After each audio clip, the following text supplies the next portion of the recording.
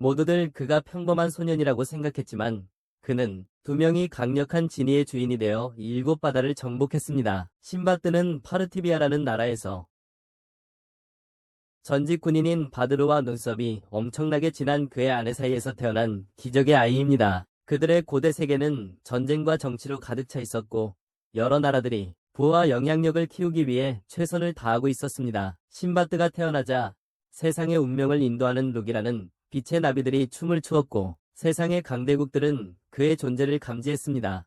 그들은 세상의 운명을 바꿀 수 있을 만큼 위대한 힘을 가진 아이가 태어났다는 것을 깨달았습니다. 그의 탄생 직후 하늘에는 유성우가 쏟아졌고 온 세상이 그날 밤 일어난 기적의 징후를 목격했습니다. 그 후 몇 년이 지났고 전쟁 영웅 바드르는 폭력으로 얼룩진 과거의 삶과의 모든 연결고리를 끊으려 했습니다. 그는 최근 전쟁에서 파르티비아의 승리에 결정적인 역할을 했지만 참혹한 전쟁을 직접 목격한 후 그에 대한 보상을 받기를 거부합니다. 그를 변화시켰기 때문입니다.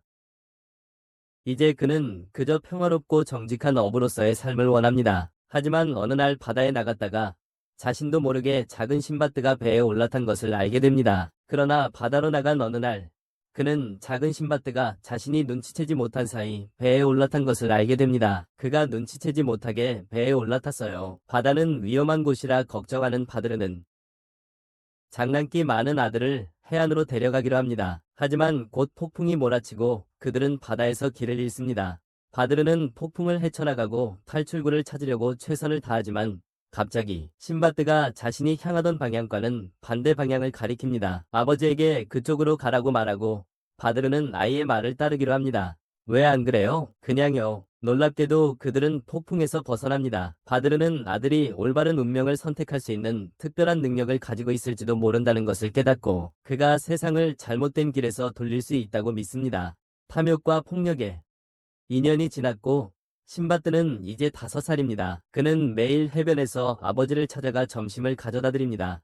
신바드는 항해와 낚시에 정말 매료되어 바드르에게 함께 가게 해달라고 계속 부탁합니다. 같이 가게 해달라고 조릅니다. 바드르는 그가 아직 너무 어리다고 거절하며 조금 더 크면 모든 것을 가르쳐주겠다고 약속합니다. 모든 것을 가르쳐주겠다고 약속합니다. 그들이 해변에 앉아 점심을 먹고 있을 때 여러 사람이 그들에게 다가와 바드르를 험담하기 시작합니다. 그들은 그가 전쟁에 참여하기를 거부하고 그의 국가와 승리, 바드르는 초기 전쟁이 가져다준 번영이 사라진 것을 알지만 그럼에도 불구하고 사람들은 국민적 자부심과 전쟁에서의 승리라는 생각에 매달려 있습니다. 그는 그들을 비웃으며 더 이상 무의미한 유혈 사태에 참여하고 싶지 않다고 말합니다. 더 이상 그는 이제 국가에 무슨 일이 일어나는지 신경 쓰지 않습니다.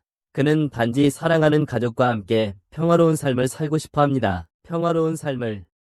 난폭한 무리는 그를 모욕하고 때리고 바드르는 자신을 방어하려 하지 않고 그들이 자신을 의식을 잃을 때까지 때리도록 내버려둡니다. 자신을 방어하지 않고 몇 시간 후 그는 걱정스러운 눈으로 자신을 바라보는 신바드를 발견하고 깨어납니다. 바드르는 아무 일도 없었던 것처럼 행동하며 해변에서 음식을 줍더니 당시에는 위생이라는 개념이 없었기에 먹기 시작합니다. 신바드는 아버지가 모두를 이길 수 있었으면서도 패배자처럼 맞고만 있었다며 겁쟁이라고 화를 냅니다. 바드르는 싸움이 해결책이 아니라고 아들에게 가르치려 하지만 신바드는 말을 듣지 않습니다. 그는 아버지를 무능하다고 소리치며 집으로 달려갑니다. 밤에 가족이 저녁 식사를 하는데 신바드는 여전히 화가 나 있고 바드르는 아이들도 할 수 있는 일이라며 신바드에게 우물에서 물을 길어오라고 합니다. 신바드는 자신이 바드르와는 달리 제대로 된 남자라고 선언하고 집을 나선다. 바드르의 아내 에즈라는 사람들이 그를 배신자라고 부르는 것을 걱정하지만 그는 개의치 않는다. 그녀는 이 일이 자신과 신바드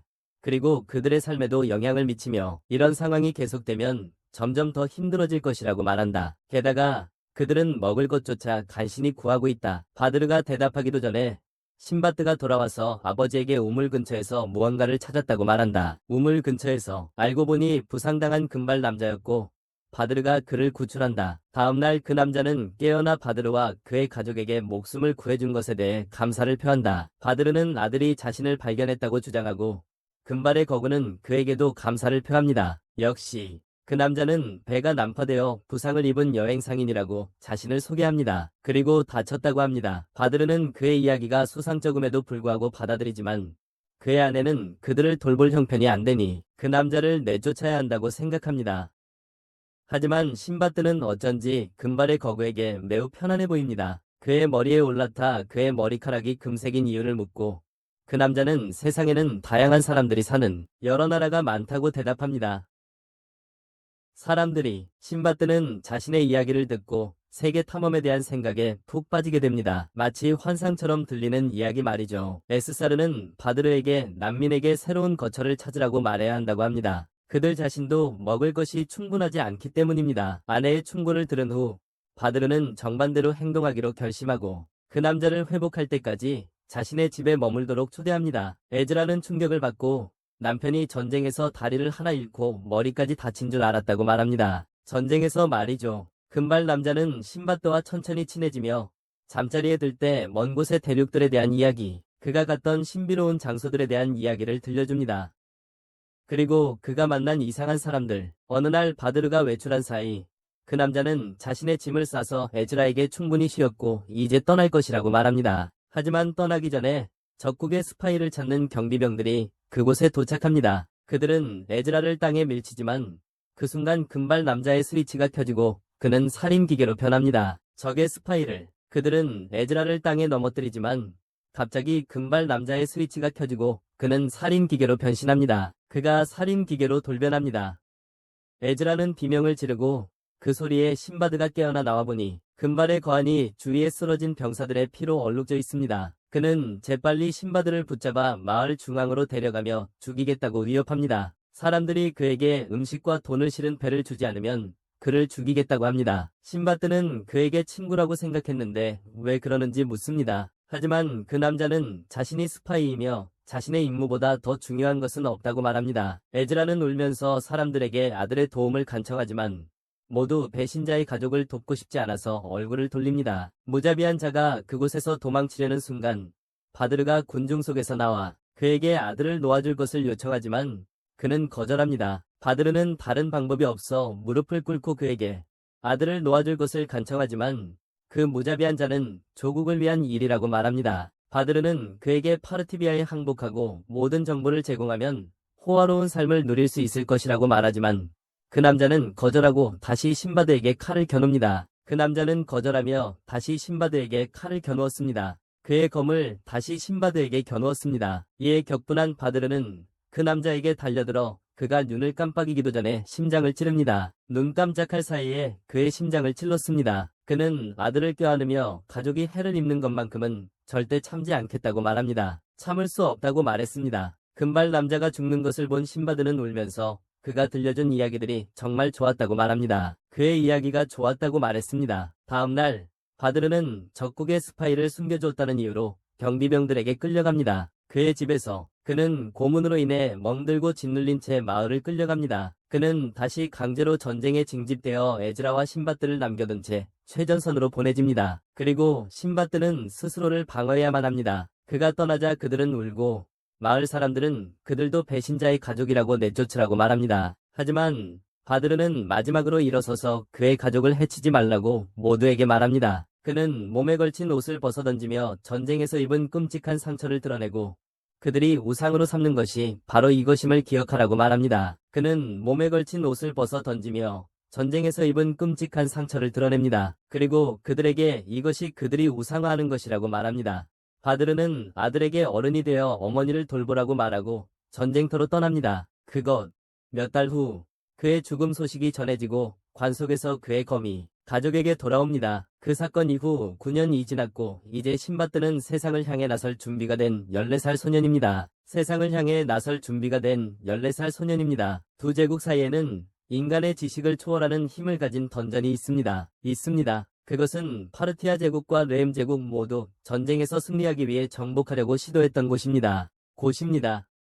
하지만 던전 안으로 들어간 사람은 아무도 돌아오지 않았기 때문에 두 제국 모두 성공하지 못했습니다. 콘타스티아라는 도시에서 한 상인의 마차가 전직 군인들 무리에게 습격을 받습니다. 그들은 상인들로부터 물건을 훔치려 합니다. 하지만 신바드에게 금방 제압당합니다. 상인들은 그에게 구해준 것에 대한 보답으로 물품을 제공합니다. 마차 뒤쪽에서 그들은 과일 바구니에 숨어있던 윤인이라는 여행자를 발견합니다. 몇몇 과일 바구니 속에 숨어 있었습니다. 신바뜨는 윤인을 자신의 집으로 데려가 머물 곳을 제공하고 윤희는 이를 받아들입니다. 마을에서 그는 모든 사람들에게 사랑받고 마을을 돌보는 데 도움을 줍니다. 윤희는 그의 친절함에 크게 감동을 받는데 특히 바드르의 죽음 이후 병이 든 그의 어머니에게 그의 친절함은 더욱 크게 와닿았습니다. 밤에 한 무리의 군인들과 그들의 지휘관은 신바뜨를 데려오기 위해 티신으로 향합니다. 신바뜨는 징집을 피해 다녔습니다. 전쟁을 위해서 말입니다. 다음날 신바뜨가 일하러 가기 전에 그는 윤인에게 마음껏 머물러도 된다고 말합니다. 윤인은 마을을 둘러본 후 여정을 계속할 것이라고 그에게 말합니다. 그가 떠난 후 에즈라는 윤인에게 자신의 아들에 대해 아들이 어떻게 아버지와 똑같이 자랐고 가족을 같은 열정으로 사랑하는지 이야기합니다. 그의 아버지처럼 말이죠. 그녀는 남편이 신바뜨에게 운명을 바꿀 힘이 있다고 믿었다고 말합니다. 운명을. 그녀는 자신이 그의 진정한 소명을 가로막고 있다고 느낀다고 그에게 말한다. 그녀는 그에게 여행 경험이 자신보다 많은 그가 신바뜨를 안내해줄 것을 부탁한다. 그리고 그녀는 한 여자가 와서 두 사람에게 신바뜨가 군인들에게 붙잡혔다고 말한다. 군인들에게 지휘관은 그에게 군에 입대하라고 명령한다. 그는 거절하며 그들이 자신의 도구가 아니면 아버지와 마을의 많은 남자들의 목숨을 앗아간 전쟁에 참여하지 않겠다고 말한다. 그의 아버지와 마을의 다른 많은 남자들의 목숨을 앗아간 전쟁에 마을 사람들은 그에게 동의한다. 지휘관은 물러서지 않고 그를 위협하며 그가 군에 입대하지 않으면 그와 그의 어머니는 반역죄로 처형될 것입니다. 나중에 그는 윤인에게 군에 입대한다는 것은 곧 감옥에 갇히는 것이며 사형 선고와 다름없다고 설명합니다. 그리고 군에 입대하지 않는다면 그 또한 죽임을 당할 것입니다. 그는 어머니와 마을의 다른 모든 사람들을 돌봐야 하기 때문에 아직 죽을 수 없다고 설명합니다. 다른 모든 사람들을 돌봐야 합니다. 끊임없는 전쟁으로 그의 제국은 폐허가 되었고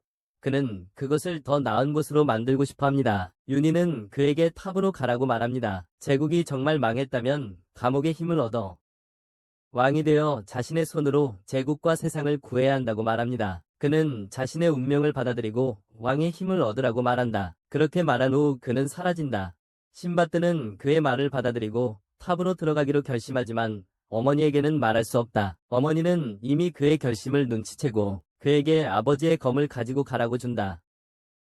함께 가져가라고. 그녀는 그가 마침내 자신의 소명을 찾았고 그를 붙잡아 두고 싶지 않다고 말한다. 그를 붙잡아 두고 싶지 않다고. 던전 밖에서 드리발은 군대와 함께 들어갈 준비를 한다. 하지만 그가 그렇게 하기 전에 신바뜨가 도착하여 군대 앞에서 선포한다. 제국을 구하고 세상을 바꾸기 위해 그가 스스로 던전의 힘을 갖겠다고 말했습니다. 세상을, 군대를 뒤로 하고 그는 던전으로 달려갑니다.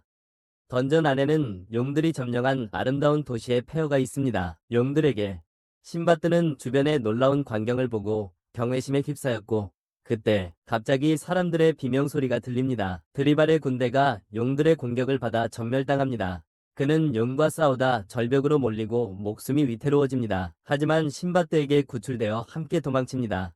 그들이 말다툼을 벌이고 있을 때 용의 왕이 그들 위로 날아갑니다. 그들은 용의 굴로 가서 다른 모든 용들과 용 뒤편에 문처럼 있는 가널천들 사이에 둘러싸인 용의 왕을 발견합니다. 드리발은 신바뜨를 유인책으로 사용할 것을 제안하지만 그는 거절합니다. 그는 동료들이 여기서 몇 명의 병사를 희생했는지 묻고 드리발은 조국을 위해 죽는 것이 파르티아 병사의 최고의 영광이라고 말합니다. 그는 신바뜨를 두고 문으로 가려고 혼자 떠납니다. 그곳에 도착하자 문이 열리지 않고 그를 용의 왕이 발견합니다. 신바뜨가 그를 구하지만 드리발은 용 앞에서 겁먹었으니 자신을 죽여달라고 부탁합니다. 적이었고 군인으로서 실패했어. 신바뜨는 죽고 싶지 않다는 게 부끄러운 게 아니면 인간이라면 당연한 거라고 말해줘. 그럴 수 있다고. 그는 군인이기 전에 인간이라고. 황제도 군대도 백성들을 죽음으로 내몰 뿐 다른 건 아무것도 없다고 말해. 자신의 백성을 내보내 죽게 하는 것 말고는 그는 이걸 바꾸고 백성을 보호하는 나라를 만들고 싶어 해. 그러고는 방패를 들고 간헐천을 이용해 하늘 높이 날아오르면서 용의 번개 브레스를 피해 용을 죽여.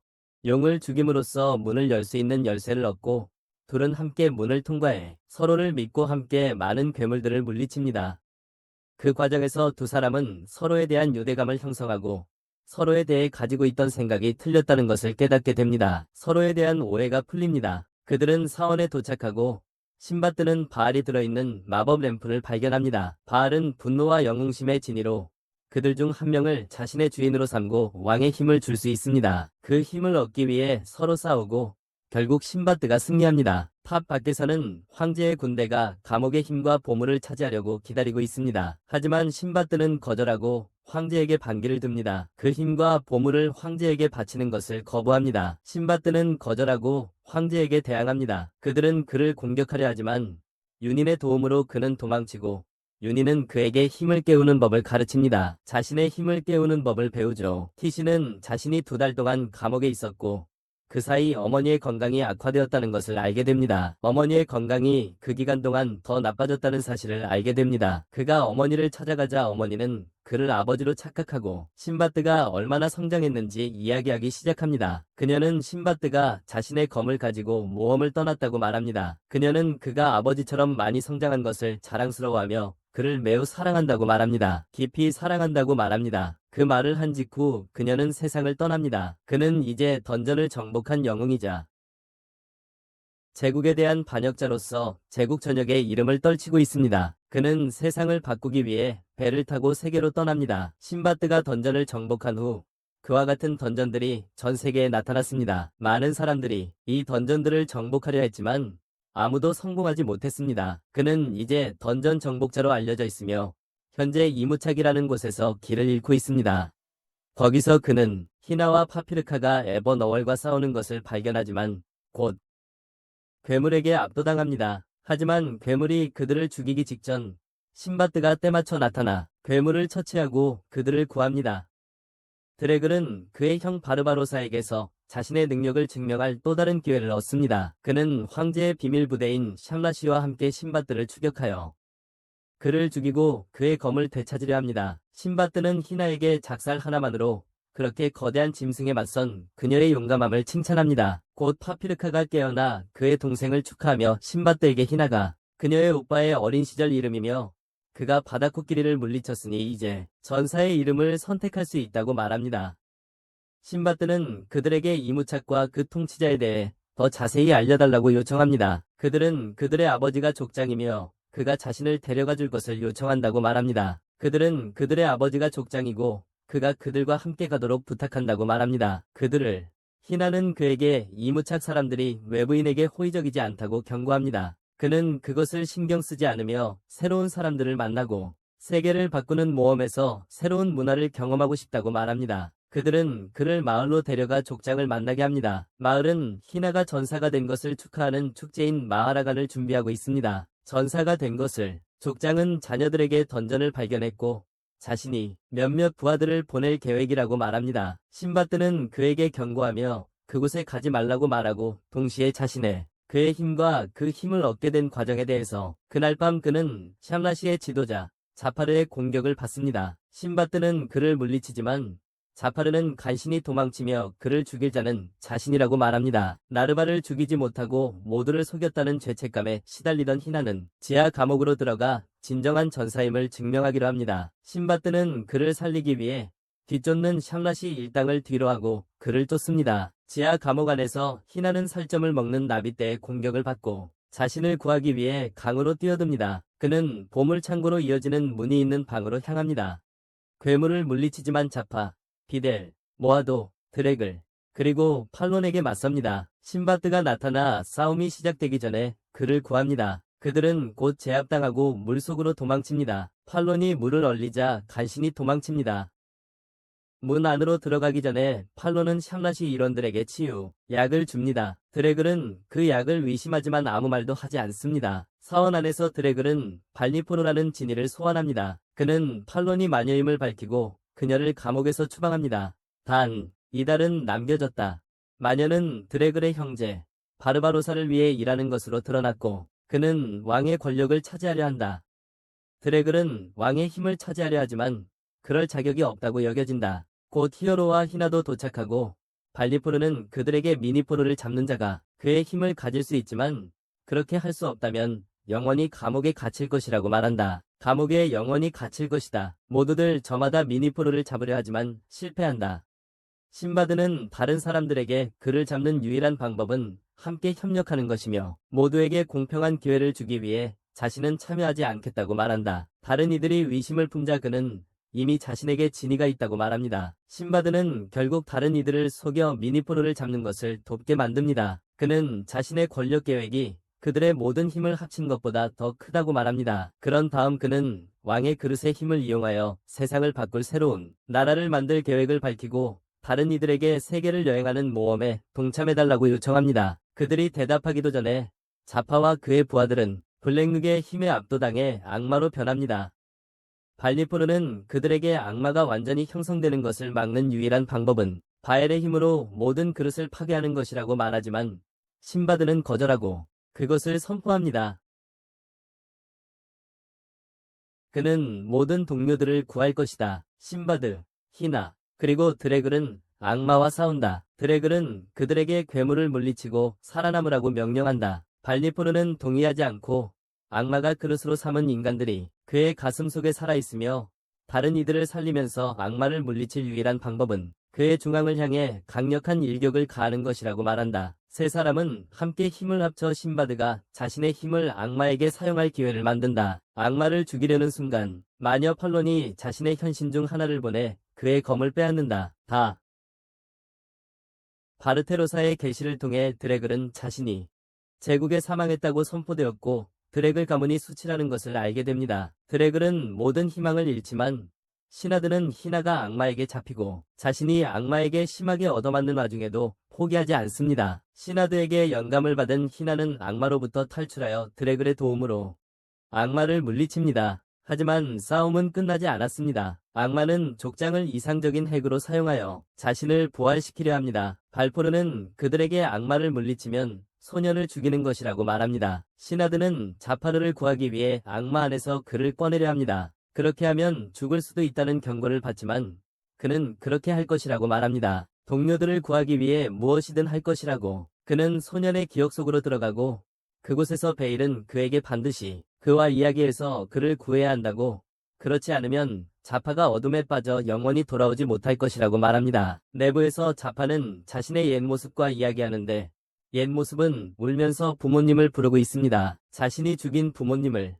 자파는 더 이상 집이 없으니 울어봤자 소용없다고 자신에게 말합니다. 다른 선택이 없어서 부모님을 죽일 수밖에 없었다고. 신바드는 자파를 껴안고 그에게 집을 제공하고 그를 구해줄 것이며 더 이상 혼자 살아남을 필요가 없다고 말합니다. 그는 자신의 힘을 사용하여 그가 타락의 길로 빠져 악마가 되는 것을 막습니다. 악마가 되는 것을 모두 구해진 후 베일포르는 그들에게 왕의 그릇을 선택하라고 요청하고 그들은 신바드를 선택합니다. 그들은 모두 임부차크의 수장이 군대와 함께 기다리고 있는 지하 감옥 밖에 나타납니다. 그의 군대와 함께 드래글은 제국으로 돌아가기로 결정합니다. 그는 그것이 위험하고 그의 형이 그를 반역죄로 죽일 수 있다는 것을 알지만 고향에 지켜야 할 사람이 있기에 기회를 잡기로 합니다.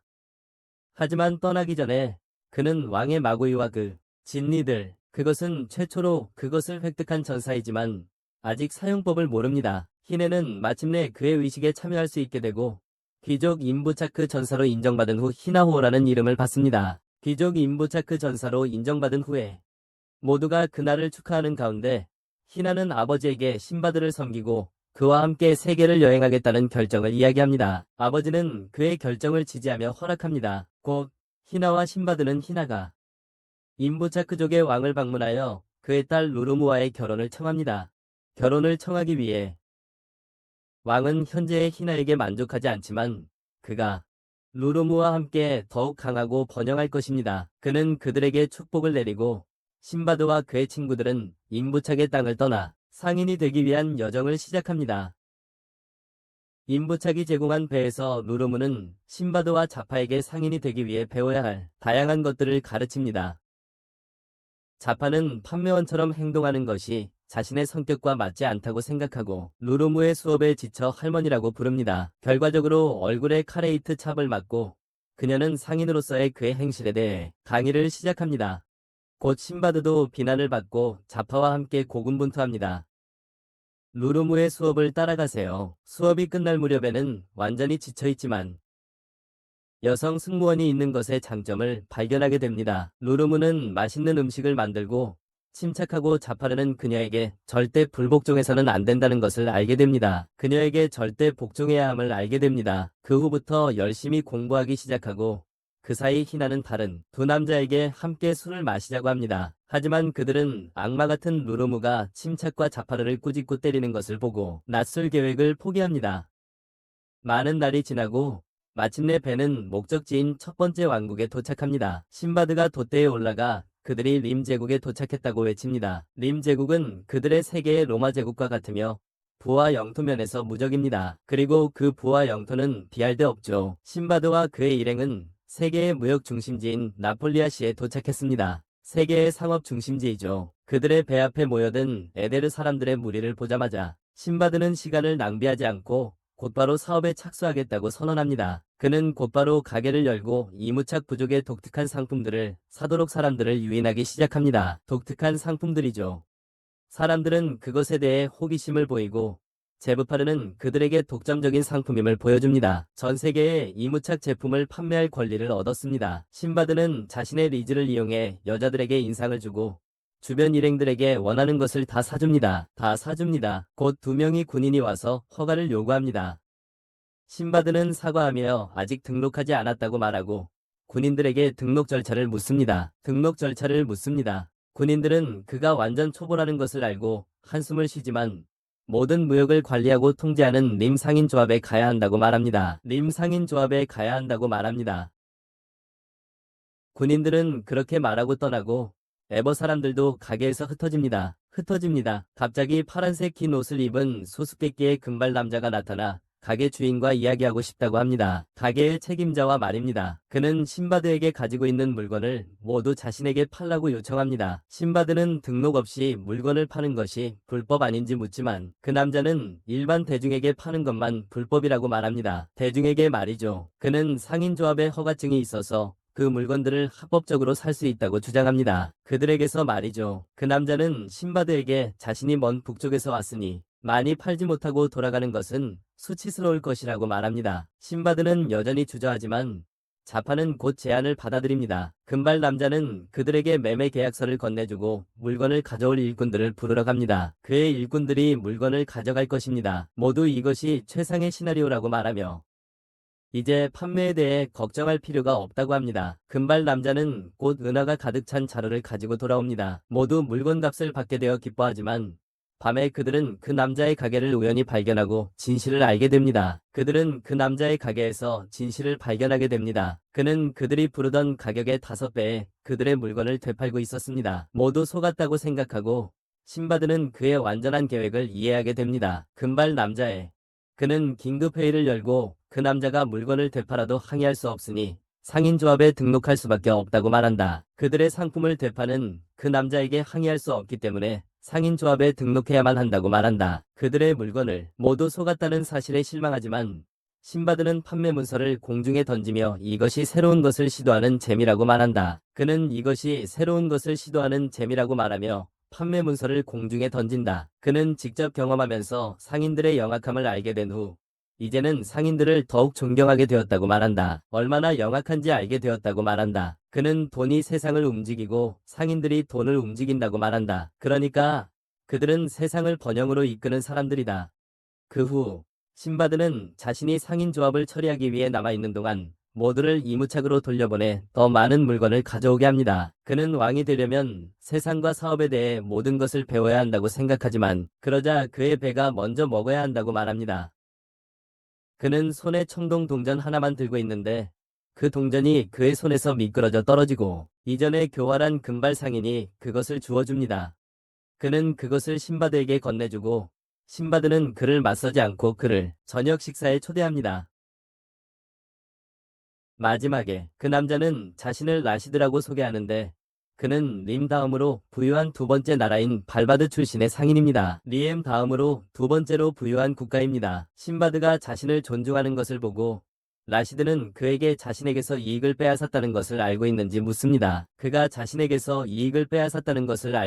묻습니다. 신바드는 자신이 사업에 대해 잘 몰랐고 베테랑에게 질 것이라는 것은 명백했다고 대답합니다. 그래서 자신을 속인 바로 그 사람에게서 사업의 뉘앙스에 대해 더 배우고 싶어 합니다. 자신을 속인 바로 그 사람에게서 배우고 싶어 합니다. 라시드는 그의 탐욕과 배우려는 열망에 감명을 받고 그에게 리임이 본 적 없는 상품의 가격을 제대로 책정하지 못했다고 말하기 시작합니다. 리임이 전에 본 적 없는 상품의 가격을 제대로 책정하지 못했다고 말하기 시작합니다. 신바드는 그 남자 주변을 맴도는 르크의 흐름을 알아채고 그가 단순한 상인 이상임을 깨닫습니다. 그가 단순한 상인 이상임을 깨닫습니다. 라시드는 심지어 이무착 족장에 대해 알고 있으며 신바드에게 그로부터 무역 허가를 어떻게 받았는지 묻습니다. 항상 빈손으로 돌아가지 않기 위해 부족을 방문하여 허가를 받았기 때문이라고 신바드는 말합니다. 빈손으로 돌아오지 않도록 허가를 받았다고 합니다. 신바드는 림이 가르쳐준 것을 떠올리고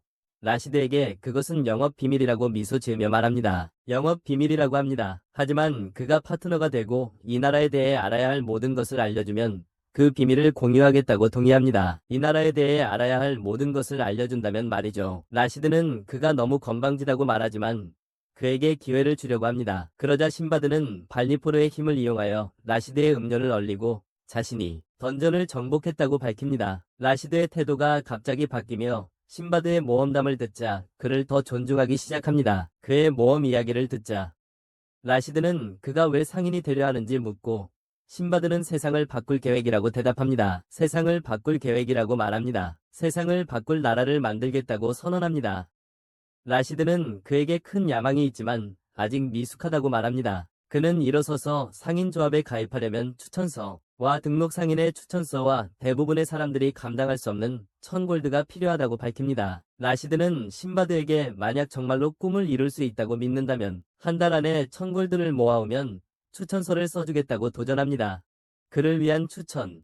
라시드가 떠나자 신바드는 자신의 운명을 풀 열쇠가 바로 이 길임을 깨닫습니다. 자신의 운명을 라시드가 계산해준 방에서 휴식을 취하며 그는 그 상인의 진짜 정체가 무엇인지 궁금해합니다. 그 상인의 진짜 정체는 무엇일까요? 그러고는 한 달 안에 어떻게 1000골드를 벌 수 있을지 고민하기 시작합니다. 경비병이나 식당 조수 일을 한다 해도 최저임금 이상은 벌 수 없다는 것을 알고 있습니다. 최저임금 이상은 벌 수 없을 거예요. 갑자기 칼이 제자리에서 떨어지고 신바드는 칼을 집어드는 룩을 보며 돈을 벌 방법을 떠올립니다. 그리고 돈을 벌 방법을 찾습니다. 한 달 후 라시드가 나폴리아시에 도착하자 그의 경호원이 많은 군중이 앞에 모여 있다고 말합니다. 그들은 무슨 일이 일어나는지 확인하기 위해 군중에게 다가갑니다. 그리고 근처 옥상에 신바드가 서 있는 것을 발견합니다. 그는 함정과 위험한 괴물들로 가득 찬 지하 감옥 이야기를 시작합니다. 근처 옥상에서 그는 자신의 이야기와 험악한 함정과 위험한 괴물들로 가득 찬 지하 감옥에 대한 이야기를 흥분된 어조로 사람들에게 들려줍니다. 위험한 괴물들. 그는 사람들에게 자신의 이야기를 들려주고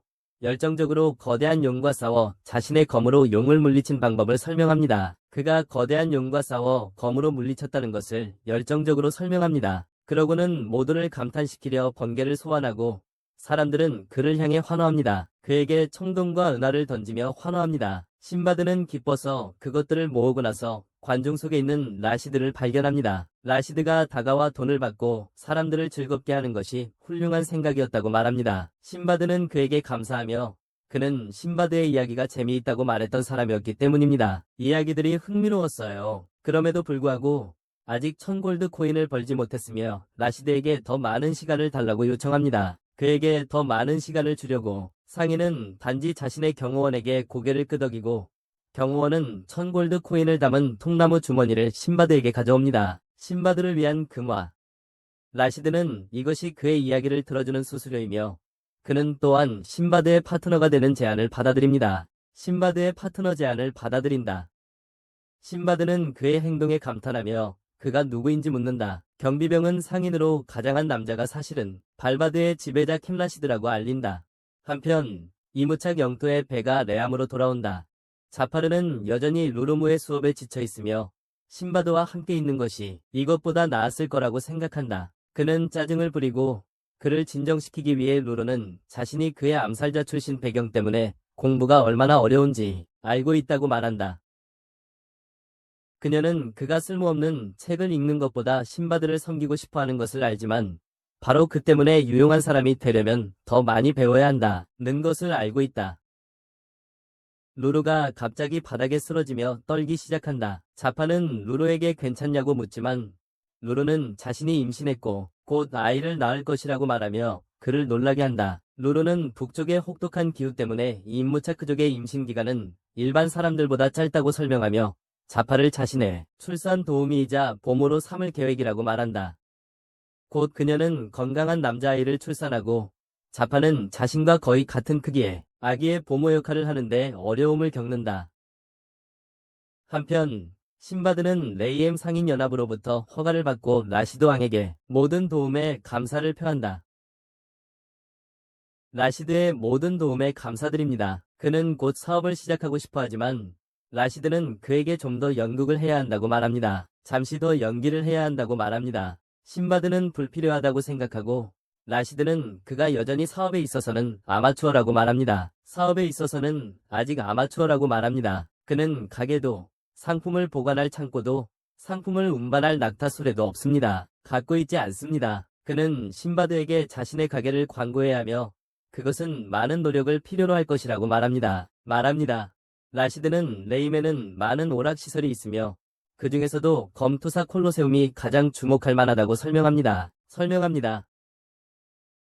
하지만 라시드는 신바드가 검투사 시합에 참가하는 것을 원치 않고 대신 극장을 이용해 그의 모험과 상점을 알리고 돈을 벌게 합니다. 꽤 많은 돈을 말이죠. 신바드는 그 생각에 마음에 들어하고 라시드에게 감사를 표한 후 바로 준비하러 갑니다. 얼마 후 그는 라임의 대극장에 도착하여 자신의 공연을 던전 정복자로 등록합니다. 많은 사람들이 그 공연에 대해 의심하지만 갑자기 눈이 내리기 시작합니다. 그들은 극장 지붕 위에 있는 신바드를 발견하고 그는 번개를 방출하기 위해 검을 뽑습니다. 모두를 놀라게 하는 번개였습니다. 진정을 하고 눈을 뜨자 그들은 하늘의 멋진 빛을 봅니다.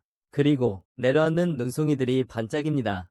그 특수 효과와 함께 신바드는 자신이 잡은 위 이야기를 시작합니다. 던전을 관객들을 열광시키며 곧 신바드는 라임 제국의 최고 스타가 되었고 매일 극장은 10,000원이었습니다. 매일 극장은 만석이었습니다. 어느 날 밤 라시드와 여관으로 돌아가는 길에 밖에서 큰 함성 소리가 들립니다. 밖에서 들려옵니다. 그는 마차 창문 밖을 살짝 엿보고 처음으로 거대한 콜로세움을 봅니다. 며칠 후 이무착에서 온 배가 그곳에 도착하고 라시드의 신바드 심부름꾼 노릇을 하는 경비병들이 하이나와 다른 이들을 데리러 옵니다. 하이나와 루루무는 짐을 풀기 위해 남습니다.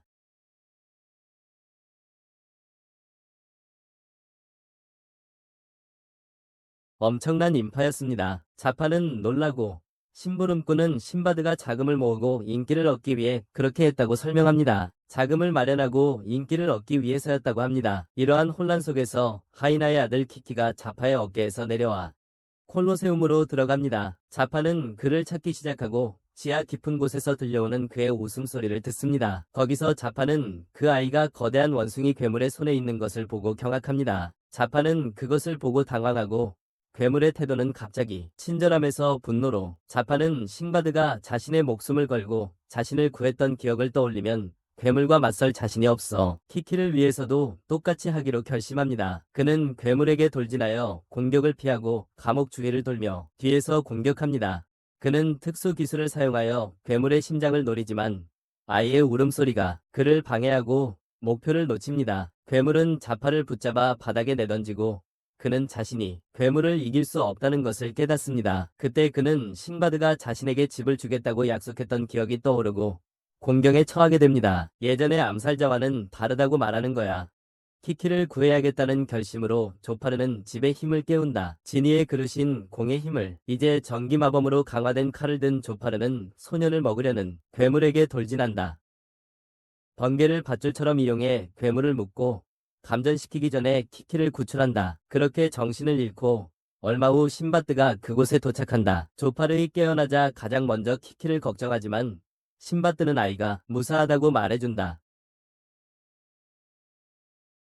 안전하다고. 조파르는 괴물과 싸우던 중 갑자기 무기가 빛나기 시작했다고 말합니다. 빛나기 시작했습니다. 신바드는 첫 번째 던전 공략자처럼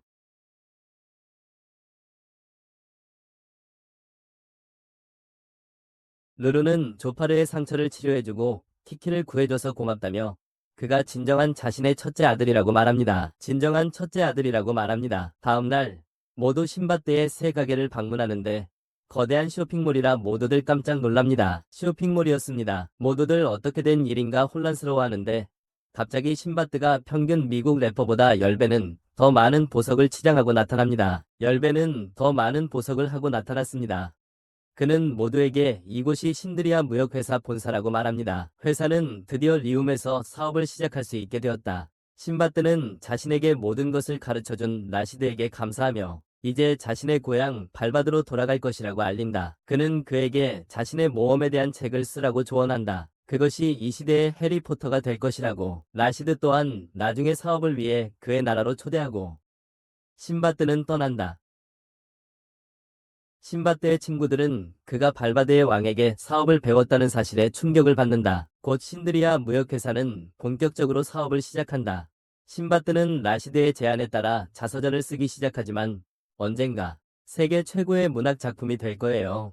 시간이 좀 지난 후 신밧드와 그의 친구들은 새로운 여정을 시작합니다. 그들은 바위투성이 지형으로 가득한 사산 왕국에 도착합니다. 신밧드, 히나, 자파르가 산길을 오르며 자파르는 사산은 세계 최고의 금속을 생산하지만 그다지 국제 무역을 하지 않는다고 설명합니다. 최근에 그들은 링과의 무역 관계를 증진하기 시작했고 이것은 신드리아 무역회사가 그들과 연결될 기회입니다. 히나는 비탈과 마하토에게 회사를 맡기는 것에 대해 걱정하고 있는데 루루무가 둘째 아이를 임신해서 그다지 도움을 줄 수 없기 때문입니다. 신밧드는 비탈과 마하토가 일을 잘하니 너무 걱정하지 말라고 그에게 말한다. 그들은 일을 잘한다. 그들은 여정을 계속 이어가다가 곧 절벽에 이르는데 거기서 사산왕국의 웅장한 수도를 볼 수 있었다.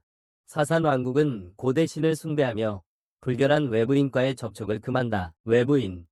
게다가 그들은 세계 다른 곳보다 뛰어난 지식과 기술을 가지고 있다. 세계. 신밧드와 그의 친구들이 수도에 도착하자 그들의 금속 세공 수준에 매료되었다. 그들의 금속 세공. 하지만 사람들은 그들을 불순한 외부인이라 부르며 달아나기 시작합니다. 경비병들조차 그들에게 민간인과 접촉하는 것은 허락되지 않는다고 말합니다. 그리고 허락 없이는 접촉할 수 없다며 그들을 행정사무소로 데려갑니다. 그곳의 관리관은 외부인과 어떤 무역도 거부하며 오랜 우정 때문에 림에게만 금속을 공급했다고 말합니다.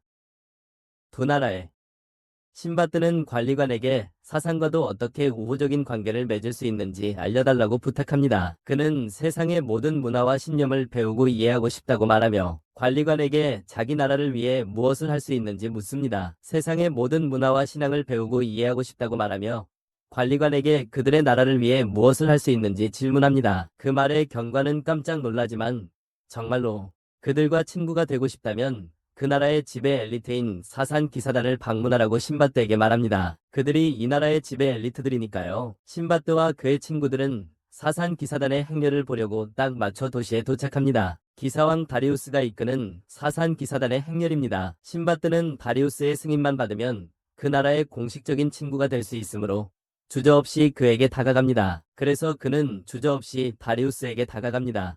신밧드는 다리우스와 나란히 달리며 자신을 소개하지만 근위병들이 그를 막습니다. 지금 당장 물러서지 않으면 죽이겠다고 위협하지만 다리우스가 그들을 막습니다. 예의 없는 자의 피로 창을 더럽힐 필요가 없다고 말합니다. 그 말에도 굴하지 않고 신밧드는 기사 왕의 성을 방문하여 경비병들에게 자신이 수상한 인물이 아니라고 거듭말하며 안으로 들어가게 해달라고 요청합니다. 밤에 그들은 외지인들을 위한 술집에 가고 신밧드는 내일 왕을 만날 결심을 합니다. 헤나는 취해서 그냥 억지로 들어가자고 말하고 자파는 둘에게 진정하라고 합니다.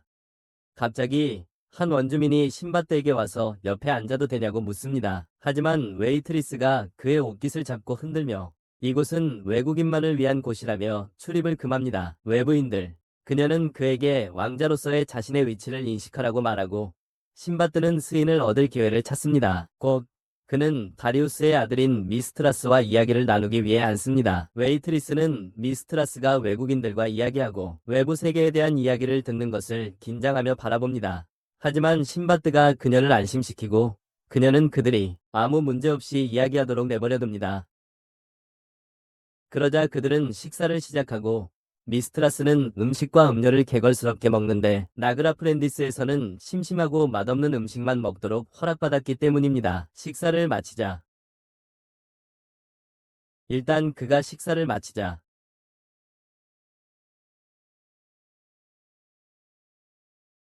그는 외세계를 결심한다. 신바드는 그의 요청을 들어주기로 하고 자신을 던전 캡처라고 소개하며 그에게 신바드의 모험이라는 책을 건넨다. 그런 다음 그는 미스트라스를 위해 퍼포먼스를 펼치며 검에서 전기를 방출하는 동시에 자신의 이야기를 낭송한다. 미스트라스는 놀라운 이야기와 퍼포먼스에 매료되고 두루마리에 적힌 이야기에 감명을 받는다. 그 이야기에 감탄한다. 그는 사산에 머무는 것보다 그러한 자유와 모험을 경험하고 싶다고 선언한다. 그는 사산에 머무르는 대신 그 후 기쁘게 떠나 외세계를 보러 가겠다는 결심을 한다. 제 눈으로 직접 봤어요. 다음날 그는 다시 신밧드를 만나려고 하지만 아버지에게 들켜버립니다. 아버지는 그에게 규칙을 어기고 외부인과 어울리는 것을 꾸짖습니다. 다리우스는 그에게 외부 세계에 대한 꿈을 버리라고 말합니다. 곧 그는 정식 기사가 될 테니까요. 그는 심지어 어린 동생을 데려와 그에게 나쁜 영향을 주지 말라고 부탁합니다. 그에게 미스트라스는 이제 화가 났고 아버지가 행동을 제고하라고 말하자 거절합니다. 그는 사산이라는 감옥에서 사는 것에 질렸고 절대 기사단에 들어가라. 다리우스가 힘껏 때리지만 미스트라스는 거절하고 떠난다. 그를 거부하고 떠난다. 그는 신바드를 찾아가 함께 가게 해달라고 간청한다. 갑자기 신바드는 문 뒤에 숨어있는 누군가를 발견하고 나오라고 한다. 그것은 미스트라스의 동생 스파르도스였고 그는 미스트라스가 사산에 남아 아버지의 뒤를 이어 왕이 되기를 바랐다. 미스트라스는 이 나라의 얽매이기를 거부하며 그에게 왕이 되라고 말한다. 미스트라스는 이 나라에 얽매이는 것을 거부하며 스파르도스에게 왕이 되라고 말한다. 이 나라에 묶여있기를 거부한다. 신바드는 그의 결의를 존중하고 그를 데려가기로 하지만 단 그의 자신의 행동에 책임을 질 수 있다. 미스트라스도 그걸 알고 스파르도스에게 아버지께 자신이 공식적으로 기사단을 나간다고 전해달라고 부탁한다. 그 말을 들은 스파르도스는 도망친다. 다음날 신바드와 그의 친구들이 미스트라스를 기다리는 동안 신바드는 뒤에서 나는 까마귀 소리를 듣는다. 다음날 신바드와 친구들이 미스트라스를 기다리고 있자 신바드는 자신의 뒤에서 까마귀가 나는 것을 느낀다. 그는 뒤돌아보니 윤인이 있었고 윤인은 그가 늙었다고 말한다. 신바드는 그에게 쏘아붙이며 자신은 잘생긴 청년이 되었다고 말한다. 그러고는 친구들에게 윤인을 바알과 함께 자신을 지하 감옥으로 인도했던 이상한 여행자라고 소개한다. 그런 다음 친구들에게 윤인을 바알과 함께 자신을 지하 감옥으로 인도했던 이상한 여행자라고 소개한다. 지하 감옥으로. 유나는 그를 계속 지켜보고 있었고 그에게 두 번째 이프리트가 있다는 것을 알고 있다. 유나는 삑바색의 바알을 사로잡은 이후로 전 세계 곳곳에 더 많은 던전이 나타나고 있으며 사람들이 그것들을 정복하기 시작했다고 말한다. 레엠과 사산, 심지어 그의 고향 파르티비아에도 던전 정복자들이 있다. 유나는 빅팟에게 그들이 모두 강력한 인물들이기 때문에 다른 이프리트 사용자들을 어떻게 처리할 계획인지 묻는다. 그들은 모두 강력한 사람들이다. 유나는 빅팟에게 그들이 모두 강력한 인물들이기 때문에 다른 이프리트 사용자들을 어떻게 처리할 계획인지 묻는다. 그들은 모두 강력한 사람들이다. 그는 자신은 단지 사업을 하러 왔을 뿐이라고 대답하지만 기사왕 다리우스가 던전 정복자라는 사실에 상당히 흥미를 느낀다. 그는 자신은 단지 사업을 하러 왔을 뿐이라고 대답하지만 기사왕 다리우스가 던전 정복자라는 사실에 상당히 흥미를 느낀다. 유나는 그의 반응에 흥미로워하며 갑자기 뿌리를 소환한다. 사라지고 있어요. 신바드와 그의 친구들은 기사단 본부를 방문하는데 거기서 미스트리스가 그의 아버지를 제외한 모든 사람을 물리쳤습니다. 그도 물리친다면 기사단을 떠날 수 있지만 진다면 목숨을 잃게 됩니다. 미스트리스는 다리우스에게 맹렬한 공격을 퍼붓지만 다리우스는 모든 공격을 가볍게 막아내고 그에게 실력은 좋지만 힘이 부족하다고 말합니다. 미스트리스가 다시 공격하지만 다리우스는 자신의 지니의 힘을 사용하여 결계를 소환합니다. 미스트리스는 결계에 튕겨져 나가고 기사들은 다리우스가 사용했다고 믿습니다. 그들의 신이 그에게 준 힘. 여왕조차도 그가 신의 힘과 싸우고 있다고 믿습니다.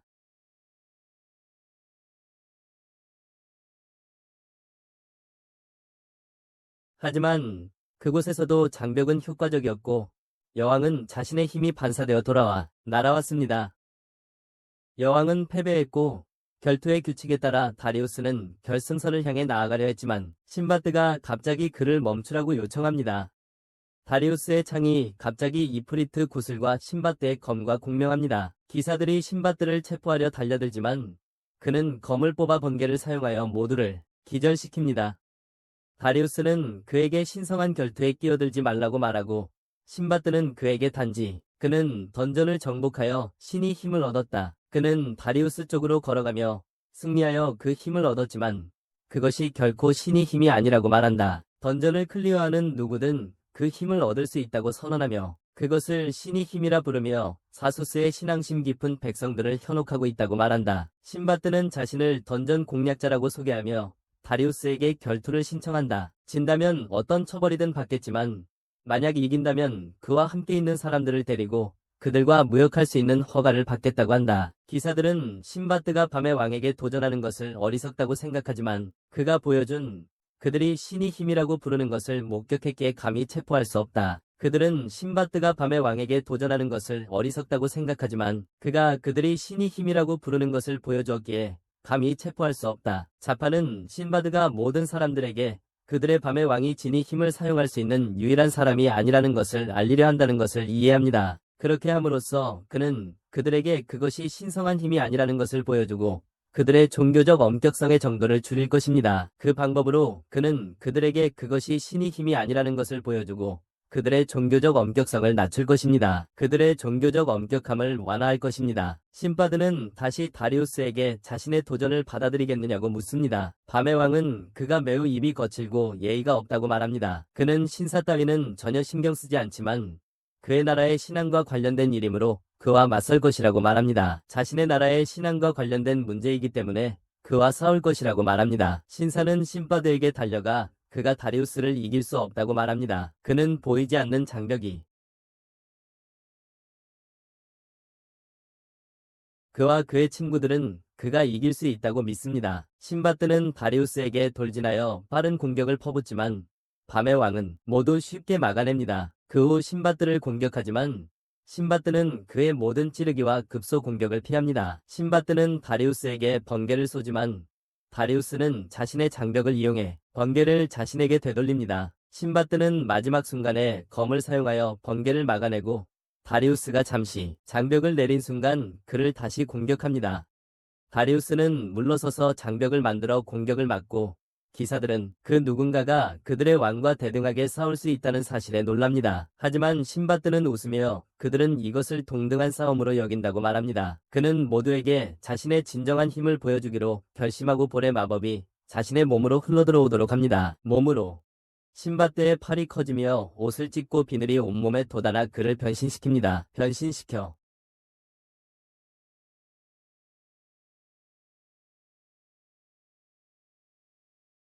성위 하늘에 거대한 번개 구체로 강력한 번개가 구체에서 떨어져 다리우스의 정수리 위로 떨어지고 그는 간신히 방어막으로 막습니다. 공격으로 성에 큰 혼란이 일어나고 먼지가 가라앉자 기사들은 두 전투원이 사라졌고 성에 거대한 구멍이 뚫린 것을 발견합니다. 옥상 신바드는 다리우스를 보호막 안에 넣고 도시 위를 날아 텅 빈 곳으로 간다. 어딘가 텅 빈 곳으로 밤의 왕이 반격하려 하자 신바드는 그를 높은 산에서 떨어뜨린다. 아주 높은 곳에서 그 후 내려가 보니 다리우스가 추락해서 살아남았다. 신바드는 그의 튼튼함을 칭찬하지만 다리우스는 신바드에게 이미 끝난 싸움처럼 행동하지 말라고 한다. 싸움이 이미 끝난 것처럼 행동하지 말라고. 신바드는 한숨을 쉬며 왕이 아직 교훈을 배우지 못했음을 깨닫고 그의 최후의 기술을 보여주기로 한다. 그의 최후의 기술을 보여주기로 바라라크 사이카가 산맥을 향해 파괴적인 공격을 가합니다. 단 한 번의 공격으로 경로상의 모든 것을 파괴하고 거대한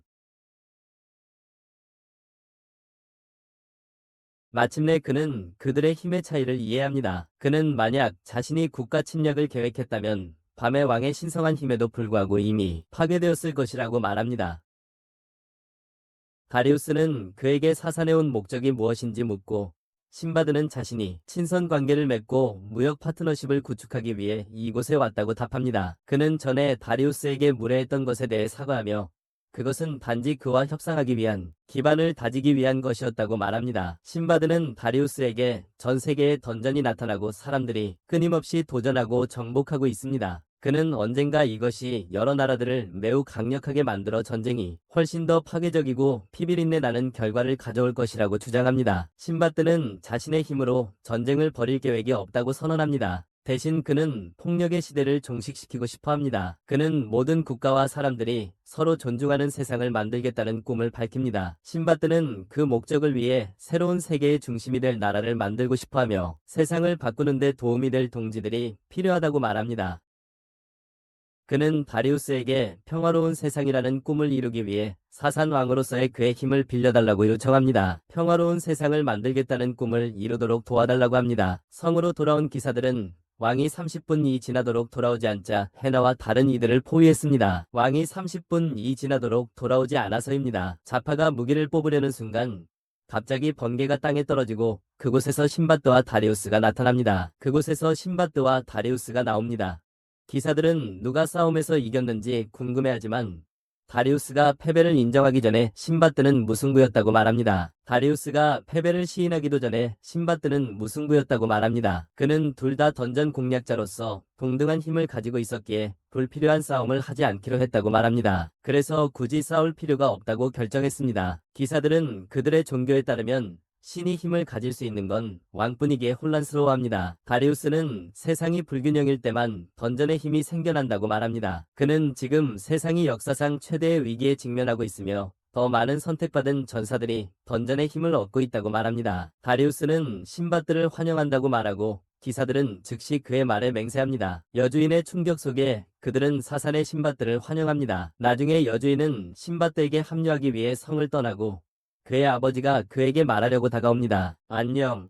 다리우스는 자신들의 신념 때문에 사산에게 그를 찾을 수 있다고 말했지만 이제는 질투 때문일지도 모른다고 생각합니다. 다리우스는 아들의 나이였을 때 자신도 밖으로 나가는 것을 꿈꿨지만 아버지에게 자신의 소망을 표현할 수 없었다고 고백합니다. 이제 그는 여주인에게 자신을 대신하여 세상을 탐험하라고 말합니다. 그리고 소녀는 아버지께 감사하며 눈물을 흘립니다. 곧 그는 신바드와 그의 친구들에게 도착하여 마침내 밖으로 나갈 수 있다는 사실을 믿을 수 없다고 말합니다. 신바드는 그에게 아무리 기뻐도 결코 잊어서는 안 될 것이 있다고 말합니다. 이제 그를 위해 일하게 될 거야. 그는 자신의 무역회사와 사산의 관계가 단순한 무역 관계 이상이며 그가 자신의 나라 대사라고 설명한다. 갑자기 스파르도스가 달려와 미스트리스를 껴안으며 왜 자신을 보지 않고 떠나는지 묻는다. 그를 혼자 두고 떠난 것에 화가 난 것이다. 미스트리스는 그의 머리를 쓰다듬으며 자신의 문제들 때문에 그를 돌볼 수 없었다고 말한다. 희나는 그의 말을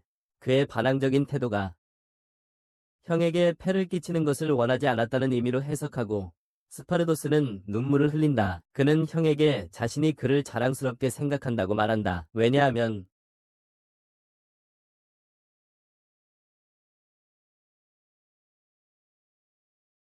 그와 함께 세상 밖으로 나가는 것을 좋아합니다. 그리하여 여주인은 신바드와 함께 그의 새로운 삶의 시작을 위해 떠납니다. 한편 모든 기사들은 그들의 성스러운 기념비 앞에 모여있고 여주인을 국외로 떠나보낸 것이 옳았는지 다리우스에게 묻습니다. 그는 신바드 때문에 세손의 정교 국가가 수세기 만에 처음으로 변화를 강요받았다고 생각하며 그것이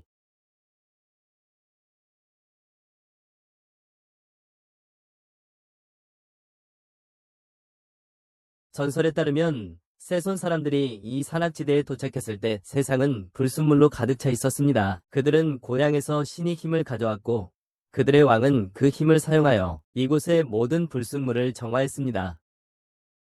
여기서 불순물을 모두 제거하세요. 그 첫 번째 강력한 왕은 진정한 평등과 평화를 세상에 가져온 신으로 추앙받았다. 그리고 그것이 신바드가 다리우스에게 상기시키는 것이다. 하지만 그 신의 이름은 이제 잊혀졌다. 현재로 돌아가서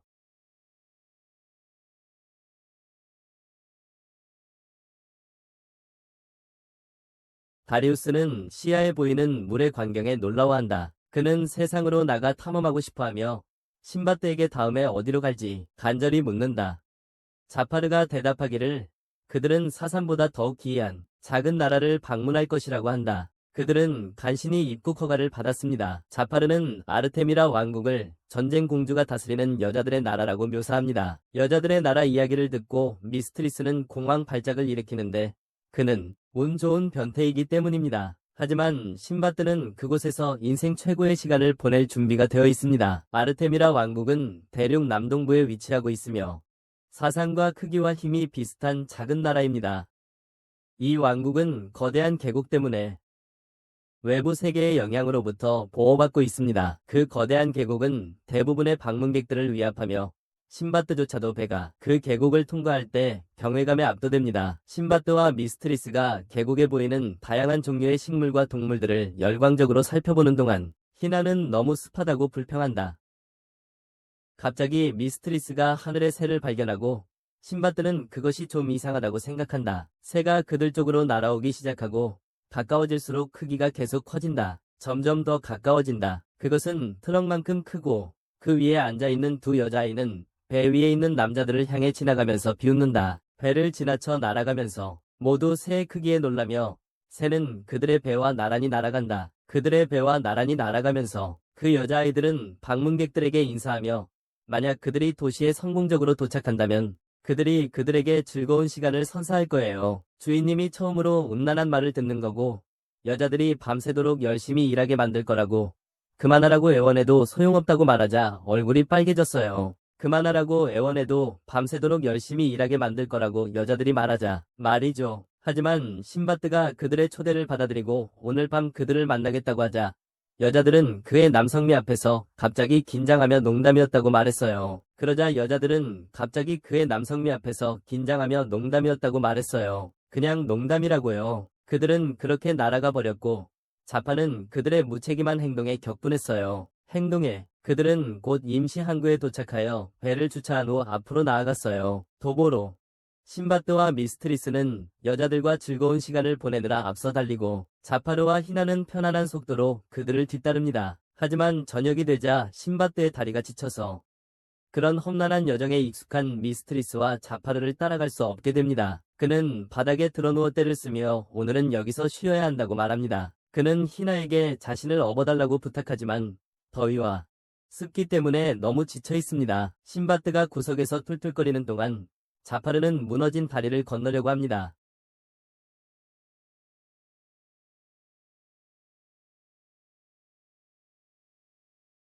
신바드를 매우 신뢰하는 것 같다는 말에 자파르는 당황합니다. 그때 갑자기 신바드에게 멋진 아이디어가 떠올랐고 그는 자신의 진이 장착 모드를 사용하여 바알의 힘을 빌려 하늘을 날았습니다. 하지만 자파는 그를 묶어 감전시켜 땅으로 떨어뜨렸습니다. 그리고는 아르테미라에는 진이 장착이나 하늘을 나는 인간에 대해 아는 사람이 없으니 그런 모습을 보이면 경계심을 높이고 그들에게 많은 문제를 일으킬 것이라고 가르쳤습니다. 그래서 그런 모습을 보이면 경계심을 높이고 많은 문제를 일으킬 것이라고 말했습니다. 많은 문제가 생길 거라고 말했습니다. 신바드는 자파에게 겁에 질려 속수무책으로 전직 암살자인 그에게 묶인 채 다른 쪽으로 옮겨졌습니다. 해가 지면 잠시 쉬었다가 달빛 아래 여정을 계속합니다. 밤새도록 걷는데 어려움을 겪습니다. 신바드와 희나는 밤새도록 걷는데 어려움을 겪어 여러 번 포기하려고 합니다. 중간에 여러 번 포기할 뻔했습니다. 하지만 지평선 위로 해가 떠오르는 순간 아르테미라에 무사히 도착합니다. 그 도시는 계곡벽에 바로 지어져 있으며 모두가 거대한 새들을 이용해 한 곳에서 다른 곳으로 이동합니다. 모두가 거대한 새를 타고 이동하며 불멸자들이 거대한 새를 타고 날아다니는데 그중 한 명이 신바드 일행 바로 옆을 지나갑니다. 그들의 옆을 지나갑니다. 먼저 아르테미라 여왕에게 경의를 표하기로 하지만 그들은 쉬지 않고 여행한 후 냄새가 너무 심하니 쉴 곳과 몸을 씻을 곳을 찾아야 합니다. 일단 그들은 몇몇 여자들에게 도시에 여관이 있는지 묻습니다. 여자들은 여관이 없다며 그들이 냄새난다고 말합니다. 자파는 목욕할 수 있는 곳이 있는지 묻고 여자들은 계곡 아래에서 정화의식을 치르거나 아니면 붉은 불빛거리로 가라고 합니다. 신바드는 여왕 앞에 이런 모습으로 나타날 수 없으니 붉은 불빛거리에서 목욕을 해야 한다고 말하지만 자파는 그 생각을 일축합니다. 그들은 정화의식을 치르기 위해 계곡 아래로 갑니다. 가는 길에 자파는 이상하게 긴 코를 가진 수상한 사람을 만납니다. 그 후 얼마 지나지 않아 그들은 마침내 여왕의 궁전에 도착하고 근위병은 그들에게 여왕의 기분이 좋지 않으니 말조심하라고 합니다. 그들은 여왕 앞에 무릎을 꿇고 신밧드는 자신들이 아르테미라와 무역 관계를 맺고자 하는 신들이야 무역회사라고 소개합니다. 하지만 그들은 앞서 만났던 근위병이 웃기 시작할 때까지 자신들이 인형과 이야기하고 있다는 것을 깨닫지 못합니다. 그녀는 왕자로 다가가 인형을 먹어치우고 왕자에 앉습니다. 그녀는 자신을 미라 여왕이라고 소개하며 그들을 놀리려고 했을 뿐이라고 말합니다. 그녀는 많은 방문객들이 자신이 여자라는 이유로 자신을 무시한다고 주장하며 그래서 그녀는 남자들을 싫어해요. 그들의 편지에는 루루무라는 여자가 조언자라고 적혀 있다고 그녀는 말하지만 그녀가 볼 수 있는 것은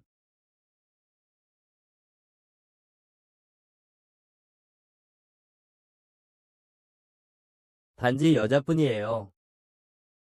자파르는 그녀에게 간청하며 자신의 말을 들어달라고 하지만 미라는 동의하지 않아요. 그래서 신밧드는 일어나 그녀에게 다가가 자신은 절대 그녀를 배신하지 않겠다고 약속해요. 그는 그녀의 손을 잡고 가까이 당기며 자신을 믿어달라고 부탁해요. 미라는 그에게 미소를 지으며 그게 전 세계 여자들을 유혹하는 그의 방식이냐고 물어요. 하지만 불행히도 그의 리즈는 그녀에게 효과가 없고 그녀는 그녀의 손을 그가 알아차리기도 전에 목 옆에 창을 갖다 댄다. 그녀는 그에게 여자를 유혹하려다 배신하는 것이 얼마나 무서운 일인지 알게 될 거라고 말한다. 그저 배신만 하려고. 미라는 경비병들을 불러 그 남자들을 데려가 가두라고 한다. 갑자기 신밧드의 검과 미라의 지팡이가 공명하고 그는 그녀가 던전 캡처러이기도 함을 깨닫는다. 그녀 또한 알아차리고 검을 빼앗으며 신밧드에게 그가 왕이라 해도 소리치며 저항하지만 상황은 역전되었고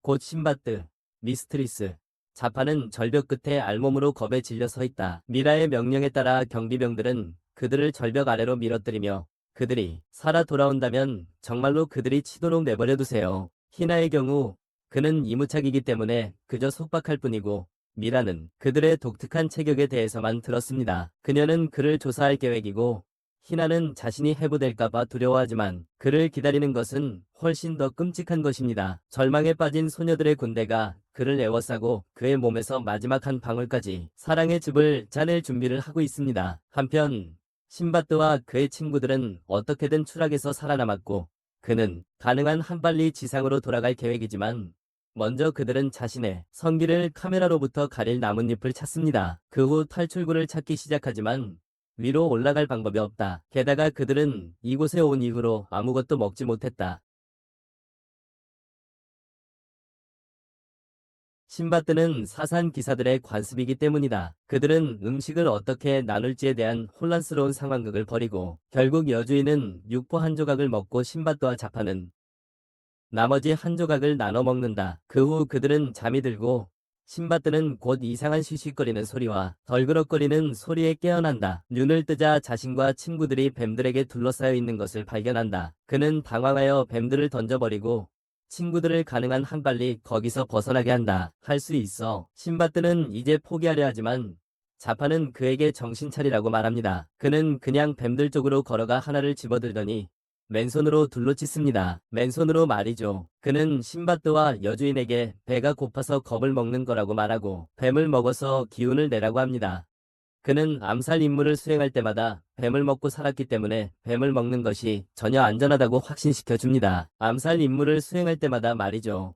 그들은 뱀을 땅에 묻고 계곡의 혹독한 환경에 적응하기 시작합니다. 계곡에 말이죠. 그들은 집을 짓기 위해 식물과 덩굴을 모으고 매일 오를 방법을 찾기 위해 일하고 밤에는 뱀을 먹고 난 후 휴식을 취합니다. 순과 신밧드는 하루 동안 뱀을 다듬는 것을 마치고 자파는 이 지역에서 발견된 나무 껍질로 거친 천을 만들었습니다. 여주인은 해변으로 밀려온 나무 조각을 발견하고 그것을 이용해 그들의 초라한 오두막을 수리할 계획입니다. 그 후 그들은 점심으로 뱀 바비큐를 먹고 신밧드는 심지어 소금 한 조각을 찾았습니다. 그러자 갑자기 여주인이 소리를 지르며 도대체 왜 이런 곳에서 적응하며 살아야 하는지 묻습니다. 그는 친구들에게 왜 여기에 왔는지 잊었냐고 묻고 친구들은 일제히 살아남기 위해서라고 대답한다. 좌절한 여주인은 그들이 틀렸다고 소리칠 뿐이다. 그는 그들이 아르타미르 왕국에 무역 관계를 맺으러 왔지만 여왕이 그들을 절벽 아래로 던졌다고 말한다. 신바드는 그 기억이 희미하게 남아있지만 그다지 신경 쓰지 않는다고 말하고 침착하게 구운 뱀을 즐긴다. 자파르도 마찬가지로 이렇게 사는 게 꽤 즐겁다고 말한다. 여주인이 그들에게 화를 내려 하기 전에 신바드는 어릴 적에 전쟁 때문에 식량이 부족했고 사람들이 서로 돕고 살아남았다고 설명한다. 하지만 림에서 호화로운 삶을 살다 보니 자신의 뿌리를 잊었고 골짜기 바닥에서의 삶이 그에게 다시 자신의 뿌리를 깨닫게 해주었습니다. 그럼에도 불구하고 여주인은 깨달음을 준 강의 후에도 여전히 만족하지 않고 이곳을 가능한 한 빨리 떠나고 싶어 합니다. 밤에 그는 탈출 방법을 생각하며 골짜기를 배회합니다. 그의 가장 큰 동기는 그가 지상으로 돌아오면 자신을 때리게 해주겠다고 말한 여자입니다. 밤에 그는 탈출 방법을 생각하며 계곡을 헤맵니다. 그의 가장 큰 동기는 그가 표면으로 돌아오면 자신을 때리도록 허락하겠다고 말한 여자였습니다. 표면으로 돌아온다면 갑자기 그는 무언가 부드럽고 살갗 같은 것을 받고 그것이 무엇인지 깨닫고는 충격을 받습니다. 그것이 무엇인지 깨닫고는 그는 자신의 발견물을 그들의 기지로 가져가고 신바드와 자파는 모두 깜짝 놀랍니다. 그 사실에 의해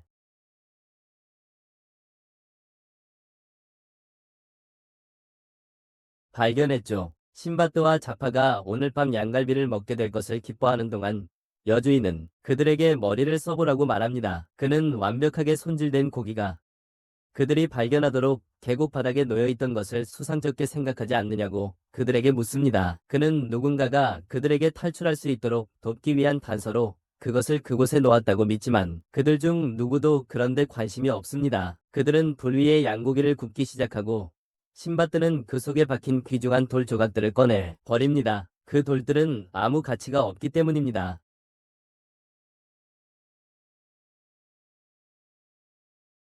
갑자기 신바드의 마음이 바뀐다. 그는 여주인에게 이 발견이 그들을 이곳에서 정말로 탈출하게 할 수 있다고 말하고 고기를 발견한 곳을 보여달라고 부탁한다. 그는 그들이 고기를 발견한 곳으로 데려가고 모두의 놀라움과는 달리 낮에는 없었는데도 신선한 고기 덩어리가 더 놓여있다.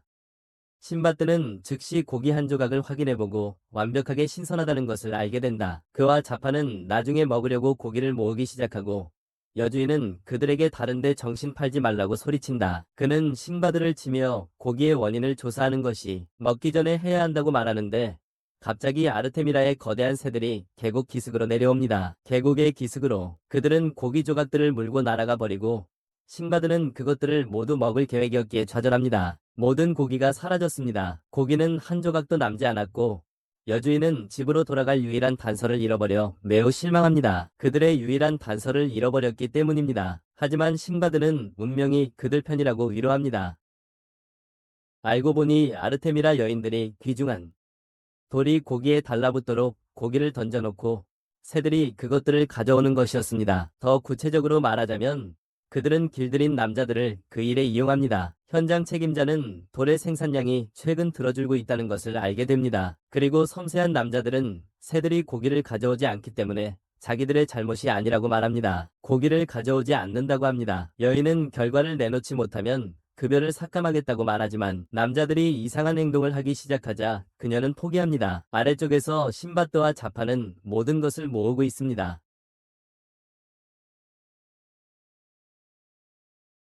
그는 울면서 이곳에서 절대 나가지 못할지도 모른다고 말하지만 자파는 그에게 신바드를 믿으라고 그에게는 항상 계획이 있기 때문이라고 말합니다. 그는 신바드가 어떤 무의미한 행위라도 활용할 수 있는 무언가로 바꿀 수 있다고 말합니다. 운명을 바꾸다. 글쎄, 당분간 그에게는 아무런 계획이 없는 것 같습니다. 갑자기 아주 큰 고기 덩어리들이 떨어졌습니다. 여주인은 아무것도 변한 게 없다고 생각하지만 신바드는 자신이 이곳에서 탈출하기 위해 이날을 기다리고 있었다고 말합니다. 곧 고기 덩어리들이 한 조각 안에서 모습을 드러냅니다. 그의 친구들도 같은 짓을 하고 여자들은 놀라서 도망칩니다. 신바드와 친구들은 남자들의 옷을 빌려 몸을 가립니다. 여주인은 아직 무슨 일이 일어났는지 이해하지 못하고 자파가 설명합니다. 아르티메라가 고기에 박힌 보석을 되찾기 위한 계략이었어. 그들이 고기를 다 먹어치우기 시작한 이후로 굶주린 육식동물이 그랬다고 생각했을 테니 아무 생물도 금방 먹을 수 없을 만큼 큰 고깃덩이를 던져놓았지. 신바뜨는 그것을 이용할 작정이었고 성공적으로 그것을 이용해 바닥에서 탈출했어. 그러고 나서 신바뜨는 그 남자들에게 아르티메라 여자들에게 억압받고 있느냐고 물어. 아니라고. 아르티메라의 성 역할이 그런 거라고 대답하지. 그저 그런 거라고. 여자들은 돈을 버는 모든 일을 하고 남자들은 집안일을 합니다. 그들 중 일부는 돈을 모으기 위해 이런저런 임시직을 파트타임으로 하지만 그 외에 만족스러운 삶을 살고 있습니다. 그 말을 들은 신바뜨는 그들이 여왕을 방문하여 자신들이 살아남았다는 것을 보여줘야 한다고 말합니다. 그들이 살아남았다는 것을 보여줘야 합니다. 미라 여왕은 자신의 침실에서 포로들에게서 빼앗은 아름다운 목걸이에 열중하고 있는데 갑자기 신바뜨가 창문을 통해 들어옵니다. 그녀는 그를 체포하려 하지만 그는 재빨리 그녀에게 다가가 키스하려고 합니다. 그녀는 그를 체포하려 하지만 그는 재빨리 그녀에게 다가가 입을 맞추려고 합니다. 키스하려고 합니다. 미라는 자신의 여자로서의 욕망에 굴복하려 하지만 신바뜨는 도망칩니다. 그녀가 착용하고 있던 목걸이, 즉 그의 진이 그릇을 훔쳤습니다. 그는 누군가가 그녀처럼 신중하다면 훔친 그릇을 가까이에 두리라 믿었기에 그녀의 검도 훔쳤습니다. 그녀만큼 신중한 사람이라면 훔친 그릇들을 가까이에 두었을 것이라고 생각했습니다. 남자에게 계략에 넘어간 것에 분노한 미라는 창을 집어들고 진이 장착 모드를 사용하여 새머리의 여인으로 변신합니다. 그녀는 신바뜨에게 이제 자신의 진정한 힘을 알게 될 것이라고 말합니다. 한편 잘파르와 여주인도 장비를 회수했고 신바뜨가 소동을 일으키기 전에 희나를 구출하려 합니다. 그들은 하늘에 두 개의 불빛을 발견하고 신바뜨와 미라가 싸우고 있음을 깨닫습니다. 그들은 갑자기 하늘에 두 개의 불빛을 발견하고 신바뜨와 미라가 싸우고 있음을 알아챕니다. 둘 다 번개 기반 공격을 사용하여 서로의 능력을 상쇄합니다. 미나가 말하길 그가 발리포르의 이프리트 장착 모드를 사용하여 개인간으로 변신한다고 합니다. 미라는 그저 속임수라고 생각하고 그때 신바드가 손바닥의 눈에서 희미한 빛을 발합니다. 미라가 먼저 공격하지만 그는 계속해서 피합니다. 그는 얼음탄환으로 그녀를 공격하지만 직격탄을 맞았음에도 불구하고 미라는 무사합니다. 그녀는 신바드에게 자신과 비교할 수 없다고 말합니다. 그녀의 이프리트 케르베로스는 머리가 3개입니다. 한 명은 번개를, 다른 한 명은 얼음을 다루고 그녀는 불을 다뤄 다른 누구보다 강합니다. 그녀는 신바뜨에게 그의 2마리의 이프리트가 있다 해도 자신을 이길 수 없다고 말합니다. 미라는 강력한 공격으로 그를 공격하고 그가 막으려 할 때 그는 벽에 밀쳐집니다. 그러고 나서 그녀는 가장 강력한 화염 공격을 사용하여 3개의 머리를 가진 불꽃 사냥개를 신바뜨에게 보내 거대한 폭발을 일으킵니다. 그가 그것을 막으려고 합니다. 그녀는 그런 다음 그녀의 가장 강력한 불 공격을 사용하여 3개의 머리를 가진 불꽃 사냥개를 신바뜨에게 보냅니다. 거대한 폭발이 일어납니다.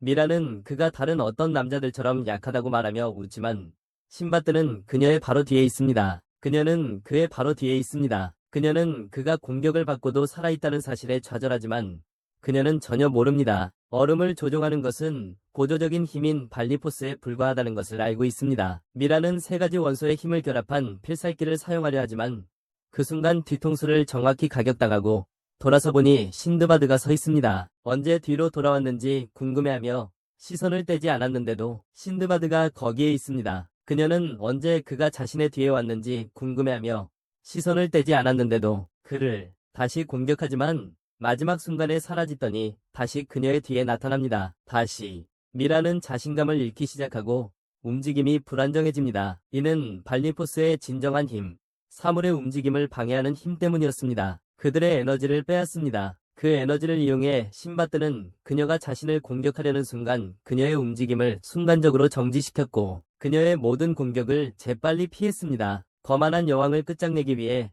신바뜨는 그녀를 얼음 속에 가두고 그녀는 그를 자신을 지배하고 패배시킨 최초의 남자로 인정합니다. 그 후 얼마 지나지 않아 신바뜨와 그의 친구들은 메헤라 여왕에게 또 다른 공식 방문을 합니다. 메헤라 여왕에게 여주인은 그들이 처형될까봐 불안해하지만 자파는 그녀에게 진정하라고 말합니다. 진정하라고. 그들은 곧 여왕의 궁정에 도착하는데 거기서 그녀가 스파 중간에 있는 것을 발견합니다. 치료. 신바뜨는 그녀 앞에 무릎을 꿇고 그녀는 그를 돌려보낸다.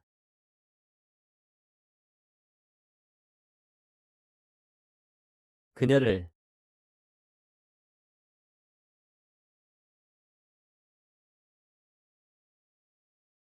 신바뜨는 어젯밤 자신도 매우 즐거웠다고 말하지만 여주인은 더 이상 이중적인 의미의 말을 견딜 수 없어 코피를 흘리며 기절한다. 후에 메에라가 옷을 입고 나서 그녀는 아르티메라 국가가 신드리아 무역회사와 외교조약을 체결할 것이라고 선언한다. 그녀는 아르티메라의 대표가 그들을 돕기 위해 파견될 것이라고 말하며 앞으로 그들과 많은 협력을 하고 싶다고 밝힌다. 신바뜨는 그녀에게 감사를 표한다. 신바뜨는 그녀에게 감사를 표한다. 그녀는 미라가 그 모든 것보다 그런 남자를 원수로 두고 싶지 않다고 말했다고 전합니다. 적이 되는 것을 원치 않는다고 말입니다. 그녀는 그의 진정한 목표가 무엇인지 묻고 신바뜨는 전쟁 없는 세상을 만들고 싶다고 말합니다. 전쟁 없는 세상을 만들고 싶다고 말합니다. 그는 그녀의 협력을 요청하지만 그녀는 의심하고 있습니다. 신바뜨는 지니의 그릇들이 언젠가는 대규모 전쟁을 일으켜 세계의 균형을 위협할 것이라고 말합니다. 그래서 그는 그녀처럼 마음이 맞는 통치자들과 강력한 동맹을 맺어 어떤 전쟁도 일어나지 않도록 막고 싶어 합니다. 그는 미라에게 현재 그의 동맹에는 이무축 부족의 왕이 있다고 알립니다. 그리고 사산의 밤의 왕 미라는 신바뜨가 외국인과의 교류를 반대하는 두 나라와 우호적인 관계를 맺고 있다는 말에 충격을 받습니다. 외국인과의 혼합을 반대하는 신바뜨는 미스트라스를 밤의 왕의 아들이라고 소개하고 미라는 심지어 강력한 밤의 왕조차 그에게 패했다는 것을 깨닫습니다. 강력한 밤의 왕조차 그에게 패했다는 것을 그녀는 지니의 그릇이 비교할 수 없는 힘을 가진 도구이며 심지어 전설적인 라임의 마법사와도 겨룰 수 있다는 것을 알고 있습니다. 심지어 전설적인 라임의 마법사와도 필적할 수 있다는 것을 자파는 그들이 나폴레옹 시를 떠난 적이 없기 때문에 전설적인 마법사가 무슨 뜻인지 묻습니다. 나폴레옹 시를 떠난 적이 없기 때문에 미라는 그 마법사가 라임을 세계에서 가장 번영하는 나라입니다. 그녀는 200살이라고 하며 전설 속의 막이라고 전해집니다. 신바뜨와 그의 친구들에게는 생소한 단어입니다. 미라는 마기가 매우 신비에 쌓여 있지만 전 세계의 전설에 등장한다고 설명합니다. 모든 곳의 전설의 말이죠. 그들은 위기의 시대에 나타나 사람들을 평화로운 시대로 인도했습니다. 그들은 왕의 후보를 선택할 수 있는 창조의 위대한 마법사로 알려져 있습니다. 신바뜨는 마기에 대한 이야기를 듣고 룩의 흐름을 분명하게 봅니다. 미라는 마기가 지팡이를 휘두르기만 해도 던전을 만들고 왕의 힘을 얻을 자격이 있는 사람들을 인도할 수 있다고 덧붙여 설명합니다. 신바뜨의 머릿속에서 모든 것이 맞춰지고 그는 윤인이 아마도 마기일 것이라고 깨닫습니다. 10중 8구 마기일 것입니다. 그는 메에라에게 마기에 대해 더 자세히 이야기해달라고 부탁하고 그녀가 더 알려줄 수 있는 유일한 사실은 마기들은 세상의 흐름을 인도하는 에너지인 룩의 축복을 받았다는 것입니다. 세상의 흐름을 인도하는 에너지입니다. 그녀는 그것이 마기들이 세상의 의지를 구현한 존재임을 의미한다고 믿습니다. 메에라는 그 마법이 전 세계적으로 증가하는 던전의 수를 조종하고 있다고 믿고 있으며 신바뜨의 이상에 동의합니다. 그래서 그녀는 신바뜨의 동맹에 합류하기로 합니다. 그 후 곧 신바뜨와 그의 친구들은 밖으로 나가는데 조파르가 자신이라고 말합니다. 모든 게 잘 마무리되어 안심했어. 하지만 그는 여전히 신바뜨가 자신의 마법 등 장비를 여왕에게 사용한 것에 대해 불만이야. 여왕에게 반면 미스트리스는 내일 아르테미라를 떠나게 되어 매우 안절부절 못해. 그리고 그는 남은 시간을 의미있게 보내려고 계획하고 있어. 그는 쉬운 여자들과 즐거운 시간을 보내고 싶어하고 신바뜨는 그 때문에 그와 싸우기 시작해. 갑자기 그를 절벽 아래로 밀었던 여자가 그곳에 나타나 그가 살아남았다는 사실에 놀랐다고 주장해. 미스트리스는 즉시 그에게 반하고 약속했던 보상을 주겠다고 동의해. 마침내 미스트리스가 왜 그토록 필사적으로 계곡에서 탈출하려 했는지 이해한 신바뜨는 좌절합니다. 그녀가 탈출하려 했던 이유는 바로 그들이 감금하고 있던 남자를 풀어줄 것이라는 말을 여자가 했습니다. 그리고 곧바로 희나가 여자들 무리에게 둘러싸인 채 나타납니다. 그에게서 모든 기력을 빨아들인 것처럼 보였고 이제 미스트리스는 자신의 운명도 그와 같을까봐 두려워합니다. 여자들은 임무찬 남자를 연구하는 재미있는 시간이었다고 말하며 떠납니다. 신바뜨는 희나에게 다가가 루르무에게 어떻게 설명할 거냐고 묻고 희나는 선을 넘지 않았다고 소리칩니다. 자신은 아무 잘못도 하지 않았다고 꾀꾀거리다가 갑자기 미스트리스가 자기가 그래야 했다며 소리 지르고 있었다. 신바뜨는 아직 기회가 있다며 그에게 울음을 그치라고 말한다. 그는 그곳에 홍등가를 상기시키며 두 사람 모두 즉시 출발하기로 한다. 즉시 하지만 그들이 홍등가의 첫 번째 가게에 도착하자 비정상적으로 길고 뾰족한 코를 가진 거대한 건장한 남자들과 마주하게 되고 모든 흥분은 사라진다.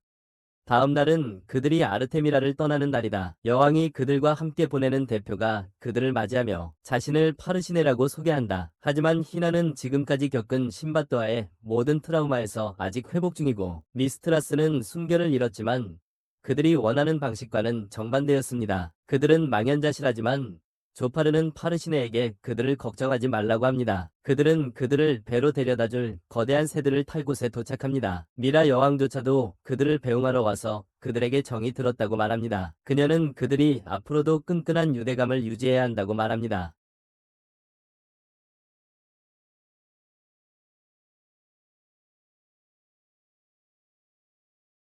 미스트라스와 희나는 그 숫자에 충격을 받고 신바뜨는 초조하게 말합니다. 딸들이 그녀를 닮아 귀엽네요. 갑자기 막내딸이 신바뜨에게 다가와 옷을 잡으며 그를 경외감에 찬 눈으로 바라봅니다. 미라는 그 아이가 신바뜨를 좋아하는 것 같다며 웃습니다. 그녀는 막내딸 피스티가 이미 거대한 새들을 조종할 수 있을 만큼 가장 재능이 많다고 말합니다.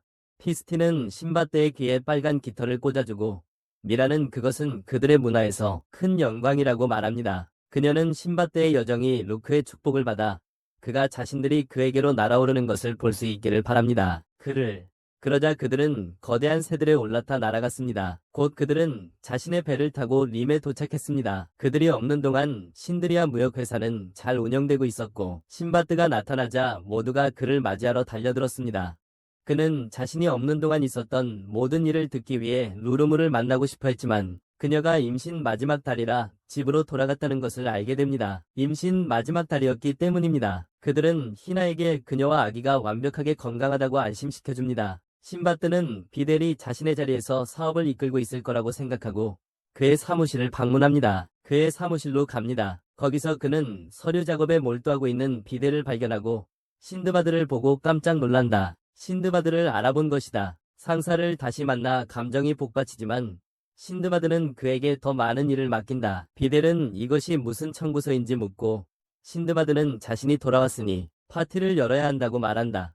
파티에서 신드바드는 팀에 새로 합류한 사람들을 소개한다. 그는 먼저 미스트라스를 사산의 기사왕의 아들이라고 소개한다. 그리고 페르시네는 아르타미라 출신의 외교관이다. 그는 미스트라스는 여자친구를 찾고 있는 독신이라고 말하고 페르시네는 화가 나면 무서운 사람이라고 덧붙인다. 그러자 신바뜨는 이제 시작일 뿐이라며 힌드리아 무역회사는 계속 성장할 것이라고 선언합니다. 그는 힌드리아 무역회사가 르암 전체에서 가장 큰 무역회사가 되고 그 후 자신들의 나라를 세울 것이라고 선포합니다. 나중에 신바뜨는 발코니에 나가 조용한 시간을 보내는데 친구들이 그를 찾아옵니다. 그는 힌드리아 무역회사가 이렇게 커질 수 있었던 것은 그들이 여정 중에 만났던 사람들 덕분이라고 말합니다. 그는 자신의 삶에 영향을 준 모든 사람들을 떠올리며 그들을 하나로 묶는 강력한 힘이 있다고 믿습니다. 어쩌면 신바뜨는 그 거대한 힘과 그것이 나아갈 모든 방향을 볼 수 있을 겁니다. 그는 자신의 눈앞에서 운명의 흐름을 보고 있으며 목표에 도달하기 위한 정확한 길을 알고 있습니다. 가야 할 길을 알고 있습니다. 한편 세상은 빠르게 조용히 변하고 있습니다. 페르수비아에서 바르바로사는 지니의 그릇을 손에 넣었고 드래글과 공주는 도망치고 있습니다. 도망 중입니다. 림의 수도에서는 전설적인 마귀와 붉은 머리의 검투사가 불확실한 미래를 준비하고 있습니다. 또 다른 나라에서는 마녀 팔론이 왕자와 협력하고 있으며 윤희는 모든 것이 펼쳐지는 것을 지켜보고 있습니다. 신바뜨가 자신의 탄생 당시와 같은 유성우를 보면서 자신이 특별하다고 주장합니다. 16살 신바뜨는 자신의 미래가 어떻게 될지 알지 못합니다. 하지만 무엇이든 정면으로 맞서 이길 것입니다.